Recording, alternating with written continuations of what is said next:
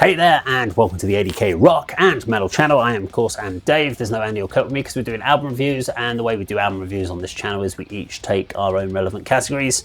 I get rock and some of the metalcore stuff, classic metal, stuff like that. New metal, that would all be me. Any of the doom, death, extreme stuff is over to black metal, is Andy and Kirk. So I have today a album review for a band called Allunah, and the album is called Fever Dream. It comes out on the 20th of September, and it's a 9-track album. The way I look at the album is I listen to the album multiple times. I don't read the press release, so I'm going to come back to that in a second, but I don't read the press release initially. I will make some commentary notes. I do not break down the songs by song by song by song and go through each song and tell you about the journey of the song and how it thunders here and it does that. You're going to work that. If this is an album that you think is interesting, based on my score or my overall vibe of what I tell you about the album, you're going to make your own impressions about each song on the album. But I do need the press release, so I'm going to look at the press release at the end, but let's get it now. So let me summon the press release from the PR heaven. Okay, there we go. So it's Purple Sage PR again. Okay, we're going to come back to them. I did one of their albums a minute ago, so we're going to have a look at them. They were quite interesting in their PR releases, and I like to call out whether or not they're good PR releases or if they are talking out their backsides. Now, first thing we need to talk about this Allunah Fever Dream album is it's a good slab of rock. It is a good slab of rock. There are folk elements in there as well. There are some really good ideas from this band. They're not afraid of just getting out of their comfort zone of like standardized hard rock. Really strong musician throughout, so the songwriting is very strong across the band. Some very adventurous vocal lines, so the vocalist in this band doesn't seem to be afraid of trying to go somewhere which doesn't feel quite natural. Sometimes it works, sometimes it's a little bit off for me. I love the bass tone on this album. It's got a really clean bass tone and real nice separation out. There are some standout tracks off the album. I'm just going to tell you the ones for me were Trickster of Time, Hazy Jane and The Odyssey. I thought were great tracks off this album. There is one thing for me lets the album down, is the overall production of this album. So I initially put down that it was underproduced, and I felt it felt a little bit raw. But then when on the second or third or fourth listen, I can't remember which one it was, I was listening to it again, and there is very clear production. There are definitely layers. There are some vocal harmonies. And it was the vocals that sounded off in the production to me. If they felt raw, they were very under-processed, which meant every negative inflection that you might think of as far as it sounding a little bit weak at points, or a pitch or a key that didn't sound quite right. So when I talk about the production, I mean some of it might have been a case of what was the time difference between having all the final demo guide tracks done to them recording the album. Was there enough time for the band to really go through and nitpick through these songs and go, does that actually work?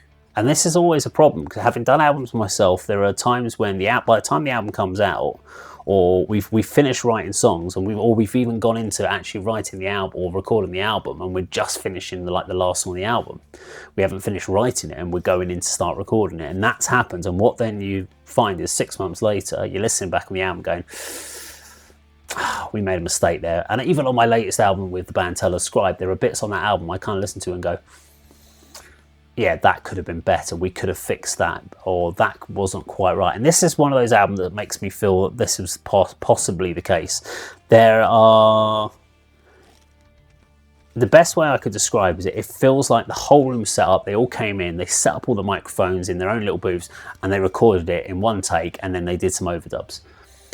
That's what it sounds like, a really, really good live performance recording with some overdubs. It hasn't quite got that polished question mark, and I think it's that element of the production where I think they could have benefited from having really good quality demos and then nitpick through some of the parts. So there are some certain bits of the vocals you kind of go, did that vocal really need to be there, or could we have put a second layer of vocals there to harmonize that or thicken that vocal up, just to kind of get rid of some of these bits, because the songs are actually really, really good. And I think the overall final production of the album could have been quite tweaked to make it better than what it actually is. but I do like some of the elements. There were some really interesting folk elements mixed in with this hard rock album. So I couldn't really pick a kind of reference point. They actually remind us of a local band for us from the Cambridge area called Planet Fatale. Reminded me quite a lot of her, or Hells, who's the singer in that particular band. Got a very similar kind of approach to vocal delivery, having seen them multiple times live. So, but what's the PR company saying about them? What do they tell me here? Okay, I hope you're ready to groove and throw some healthy horns in the air to the sound of Birmingham's heavy rock pillars Allunah. Forged from a period of extensive jamming and soul searching, their new album Fever Dreams digs into the core of what makes Allunah tick. That makes expense like the extensive jamming. So some of those vocal deliveries felt like they were coming from a jam session where you're kind of just throwing out some ideas, or from a live performance. And what you can get away with live, you can't always get away with on an album. Being in a room together, making the music they want to hear. The atmosphere of the historic Foal Studios allows the groove to flow alongside riff, heft, and melody. What the hell is heft? Heft and melody in equal measure. The brooding, progressive majesty of the title track, the eastern soundscape of sacred grooves, and the doom and roll of Far From Reality each highlight the album's ability to surprise and deliver in equal measure. Okay, yeah, I actually accept that. Throughout the emotive journey of its 9 tracks, let yourself fall deep into the soulful splendour of Fever Dream. Fever Dream was produced by Chris Fielding of Electric Wizard and Conan, with artwork by Stefan Ari, and it comes out on the 20th of September. Interesting, it was done by Electric Wizard. That might give me an idea a little bit of the tonality of it. I'm wondering, when they recorded this album, how much time they had in the studio, because obviously costs are a big problem with the music industry. You don't make any money.